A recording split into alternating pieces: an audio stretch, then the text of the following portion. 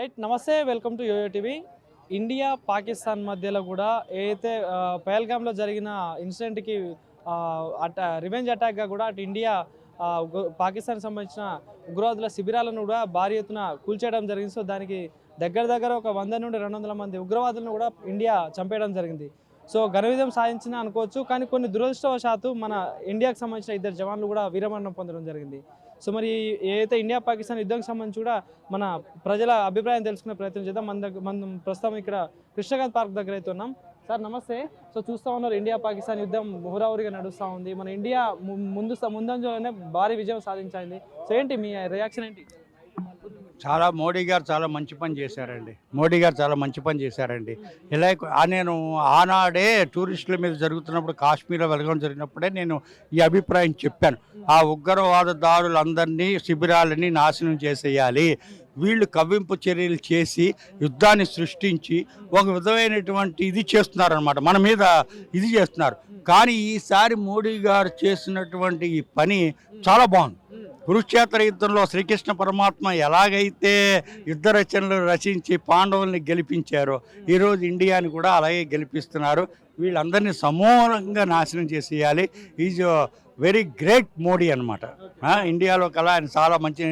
దీనికి పార్టీలు అందరూ ఏకమయ్యారు. కూడా ఒక పార్టీ అంటూ ఏమీ లేదు. ఇప్పుడు పార్టీలో ఉండే విభేదాలు వేరు. ఇప్పుడు కాంగ్రెస్ పార్టీలో రాహుల్ గాంధీ గారు అయి ఉండొచ్చు, సోనియా గారు నుంచి మల్లికార్జున ఖర్గే వాళ్ళందరూ సపోర్ట్ చేశారు. ఎందుకంటే మేము దీన్ని సమర్థిస్తున్నాము అని చెప్పి. పార్టీలు అందరూ కూడా ఇప్పుడు ప్రతిపక్ష పార్టీలు అయి ఉండొచ్చు, ఇంకో పార్టీలు అయి ఉండొచ్చు. ఏ పార్టీ అయినా సరే ఇండియా మీద యుద్ధం వచ్చినప్పుడు మనందరం ఏకమైపోవాలి. దానికి కారణం ఏంటంటే పార్టీల్లో ఎన్ని విభేదాలున్నా దానికి సంబంధం లేదు. అందరూ ఏకమైపోయి ఇటు మొత్తం మొన్న రేవంత్ రెడ్డి గారు ర్యాలీ కూడా చేశారు. చాలా సంతోషమైన విషయం. ఎంతో ఇండియాకి సంబంధించిన నేవీ కానీ, ఆర్మీ కానీ, ఎయిర్ ఫోర్స్ సంబంధించిన జవాన్లందరూ కూడా ఒక మంచి ఏమంటారు వాళ్ళ పర్ఫార్మెన్స్ అయితే ఇస్తా ఉన్నారు. మంచి అంటే పాకిస్తాన్ ఎక్కడికక్కడ తిప్పి కొడతా ఉన్నారు. ఏంటి ఏం చెప్తారా? ఇప్పుడు అందుకనే కదండి పాకిస్తాన్ వాళ్ళందరూ భయపడిపోయి సైన్యం అందరూ రిజైన్ చేసేసి బాబోయ్ ఇండియాతో యుద్ధం అనగానే వాడికి మునిగిపోయి ఉచ్చబడిపోయి పారిపోతున్నారు కదా. వాళ్ళు ఎవరు అసలు దీంట్లో అటెంప్ట్ చేయడానికి కూడా వాళ్ళకి ఇష్టపడట్లేదు కదా. ఇండియా ఆర్మీ తలుచుకుంటే పాకిస్తాన్ ఎంతండి దెబ్బకి లేచిపోతుంది. కానీ మన వాళ్ళకి ఏంటంటే ఒక నీతి నియమం కట్టుబడి ఉంది కాబట్టి మనం ప్రజల మీద మనం దాడి చేయట్లే. కేవలం ఉగ్రవాదుల శిబిరాల మీదే మనం దాడి చేస్తున్నాం.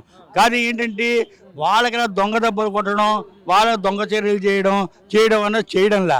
వీళ్ళ టార్గెట్ ఏంటనమాట, ఆర్మీని ఎదుర్కోలేక డైరెక్ట్గా టూరిస్ట్ సెంటర్ల మీద, పార్కుల మీద, దేవాలయాల మీద హిందువులే టార్గెట్గా చేసి వీళ్ళు ఎన్నో అక్రమ చర్యలు ఎన్నో చేస్తున్నారు. యాక్చువల్గా చెప్పాలంటే ఫైటింగ్ అంటే ఆర్మీని ఎదుర్కొని ఇది చెయ్యాలి. ఇప్పుడు ఏంటి, ఎప్పుడైతే ఉగ్రవాద శిబిరాలను మనం నాశనం చేసామో ఇప్పుడు మన ఇండియన్స్ ఉన్నారు. మనం పాకిస్తాన్లో వాళ్ళు ఎప్పుడైనా ఇలా చేసామా? పాకిస్తాన్లో ఉన్నప్పుడు ఇండియాలో కూడా ఎంతోమంది ఉన్నారు. ఎప్పుడైనా మనం ఇలా చేసామా? ఇలాంటి అన్యాయంగా వాళ్ళ మీద ఎవరి మీద కూడా చేయలేదు. ఇవాళ ఓవైసీ గారు కూడా ఒక స్టేట్మెంట్ ఇచ్చారు.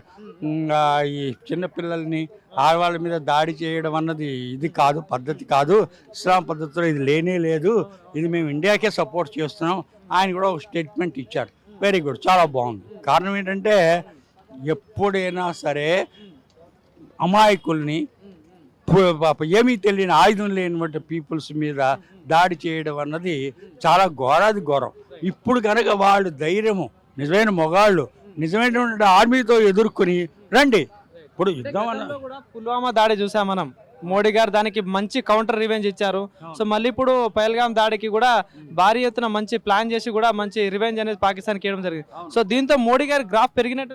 మోడీ గారికి బ్రహ్మాండంగా నెంబర్ 1 హీరో అయిపోయారు ఆయన. దానికి కారణం ఏంటంటే ఈ రోజు చేసినటువంటి మోడీ గారు పని మూలాన్ని దేశంలో అందరూ కూడా, ఇప్పుడు మన ప్రతిపక్ష పార్టీ ఉంది, రాహుల్ గాంధీ గారు ఎంత మెచ్చుకున్నారు, మన మల్లికార్జున గారు మెచ్చుకున్నారు, చంద్రబాబు నాయుడు గారు మెచ్చుకున్నారు. ఇటన్నా ఇదేంటి, దానికి కారణం ఏంటంటే కుటుంబంలో ఎన్ని కలహాలున్నా ఒక కుటుంబం మీదకి వేరే వాళ్ళు వచ్చినప్పుడు అందరూ ఏకమైపోవాలి. అలా ఏంటంటే అన్ని పార్టీల్లో విభేదాలన్నో మామూలే, అది ప్రతి చోట ఉంటూనే ఉంటుంది జనరల్గా. కానీ ఈ టైం మన ఇండియా మీదకి ఇటు పార్టీ అనే సమస్య కాదు, మన ఇండియా మీదకి వీళ్ళు వచ్చారు. వీళ్ళని సమూహంగా పిక్కుటి వేళ్లతో సహా నాశనం చేసేసి వీళ్ళని ఇది చేసేయాలన్నమాట. ఇంకా మళ్ళీ ఇలాంటి ఉగ్రవాదం వాళ్ళకు ఉత్తబడిపోవాలి, మళ్ళీ ఇంకా రెండోసారి మళ్ళీ ఇలాంటి ఉగ్రవాదం ఎక్కడ చేయకుండా సమూహంగా నాశనం చేసేయాలి. భారతదేశానికి మరి మోడీయేనా రక్ష? 100%. ఇప్పుడు మోడీ అంత ముందుప్పటి నుంచి కూడా, నెహ్రూ గారు ఉన్నప్పటి నుంచి కూడా శాంతి శాంతి శాంతి అనుకుంటూ సహనంగా వచ్చాం. ఆ తర్వాత నుంచి కూడా వీళ్ళు చేసేటటువంటి ఆ వీక్నెస్ తీసుకుని మన మీద ఎన్నో దాడులు చేయడం, ఎన్నో విధాలు సహించాం. అసలు బొంబాయిలో దాడి తాజ్మహల్లో జరిగినప్పుడే వీళ్ళందరినీ చీల్చి చెండాలి, అప్పుడే చేసేయాలి. కానీ ఏంటంటే మోడీ గారు కానీ వీళ్ళు కానీ ప్రభుత్వం ఏంటంటే యుద్ధం అనగానే ఒకటి ఆలోచిస్తున్నామండి. దానికి కారణం ఏంటంటే ఇటు సైడ్ నుంచి ఉంటుంది, అటు సైడ్ నుంచి నష్టం వస్తుంది. కారణం ఏంటంటే మన సైడ్ నుంచి కొంతమంది చనిపోతారు, ఆ సైడ్ నుంచి చనిపోయారు. మన పాపం ఒక అతను చనిపోయాడు, నాయక్ అని ఒక అతను జవాన్ చనిపోయాడు.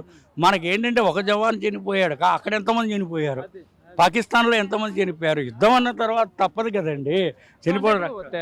ఇండియాకి ప్రధానమంత్రి మోడీయే ఉండాలంటారా? 100% మోడీ గారు ఉంటేనే చాలా బాగుంటుంది. దానికి కారణం ఏంటంటే చాలా డైర్ డాషింగ్ ఇటువంటి నిర్ణయం సాధారణంగా ఎవరు తీసుకోలేరు అంత తొందరగా. దానికి కారణం ఏంటి చెప్పమంటారా?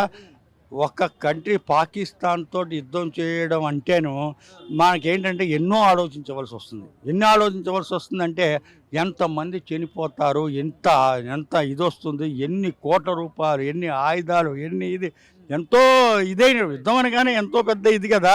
ఇప్పుడు మనకు తెలియదే ఉంది, శ్రీకృష్ణ పరమాత్మ ఆ కురుక్షేత్ర యుద్ధంలో కౌరవుల దగ్గరికి వెళ్ళి ఎన్నో ఇది చేసి మోడీ గారు కృష్ణ పరమాత్మ చెప్పారు, ఒరే నాయన వినిపించుకోండి, మా దేశం మీద ఉగ్రవాద దాడి ఇలాంటివన్నీ చేయమాకండి, మాది శాంతి దేశం అన్నారు. వినిపించుకున్నప్పుడు ఇంక యుద్ధం తప్పదు కదా. దుర్యోధనుడికి ఎన్ని మాటలు చెప్పినా వాడికి చెవికి ఎక్కాయా? తప్పలేదు. ఎంత యుద్ధం జరిగింది, ఎంతమంది పోయారు.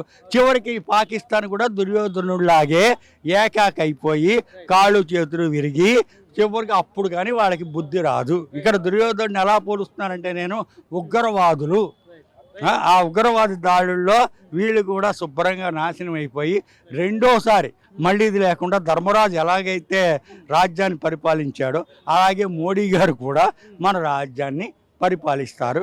ముందు చాలా ఇంకా బాగుంటుంది. మోడీ గారికి హ్యాట్స్ ఆఫ్.